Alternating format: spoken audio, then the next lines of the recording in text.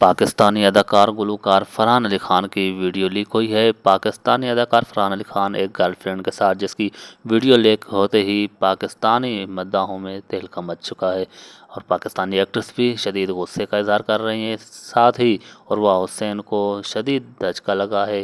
2 سال پہلے جب ان دونوں کی علیحدگی کی خبریں چل رہی تھیں سوشل میڈیا پر تو یہ دونوں خاموش تھے اور 2 سال بعد اکٹھے ہوئے اور ایوارڈ شو میں دونوں نے ساتھ شرکت کی۔ پہلی بار اپنے مداحوں کو تعارف کروایا اپنی بیٹی کا، جو اس کو ایک بیٹی ہے جو اپنے مداحوں کے ساتھ اس ایوارڈ شو میں اپنے مداحوں کے ساتھ اس کی ویڈیو اور فوٹو شیئر کی ہے، تصویریں شیئر کی ہے۔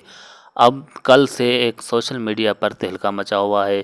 سوشل میڈیا پر فرحان علی خان کے ایک بالی ووڈ ایکٹریس ہے، ماڈل ہے، جو فرحان علی خان کے ساتھ چھوٹے کپڑوں میں فوٹو شوٹ کرائے۔ فوٹو شوٹ وائرل ہوتے ہی سوشل میڈیا پر بہت زیادہ تہلکہ مچ چکا ہے۔